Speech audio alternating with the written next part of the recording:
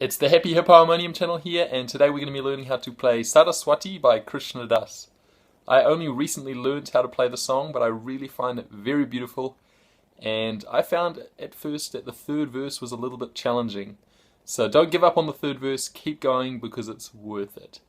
Let's get going and let's check it out. So first I'll play the song and then we'll break it down, have a look at the chords and have a look at how to play it afterwards. Om Aim Saraswati Namaha Om Aim Saraswati Namaha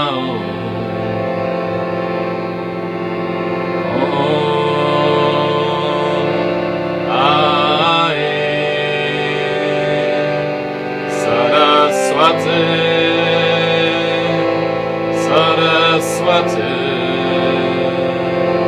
Saraswati, Namaha.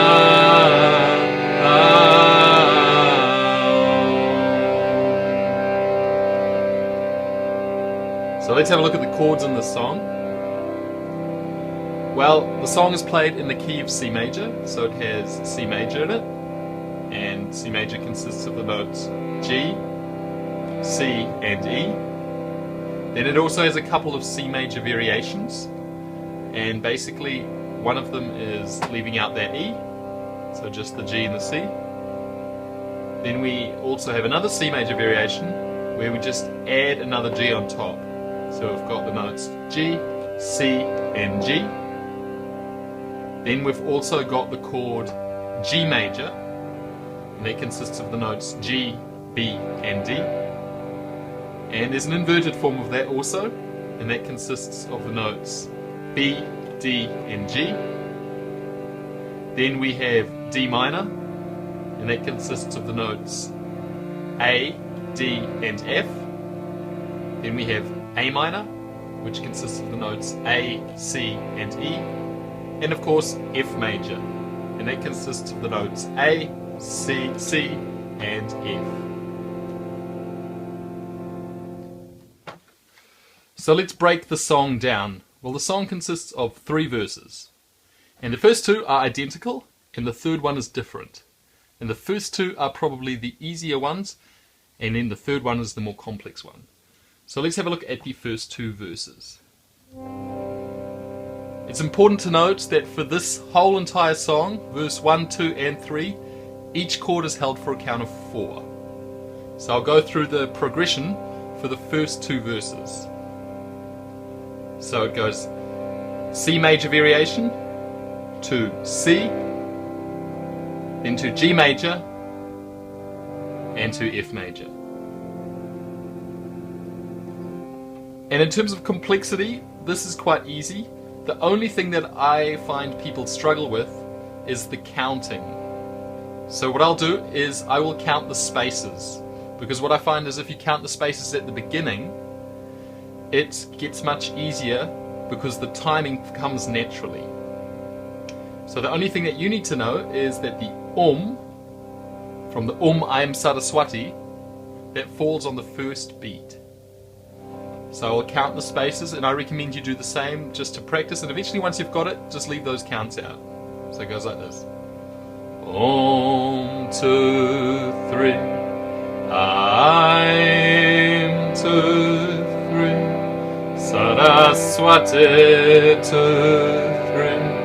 Namaha Om, 2, 3, 4, Om, 2, 3, Aim, 2, 3, Saraswati, 2, 3, Namaha Om, 2, 3, 4.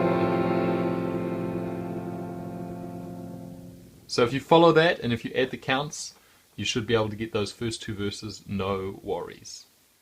Let's have a look at the third verse.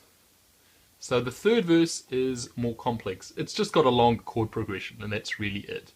So in this situation, muscle memory is your friend.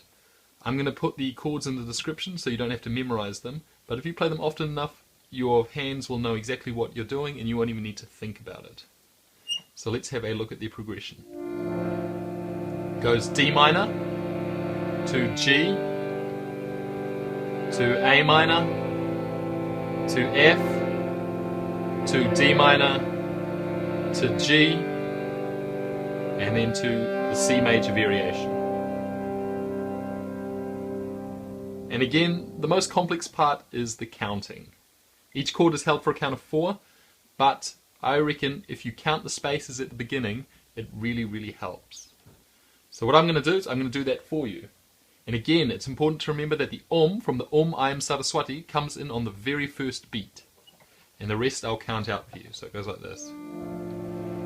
Om, 2, 3, Aim, 2, 3, Saraswati, 2, 3, Saraswati, 2, 3, Saraswati, 2, 3, Namaha Om,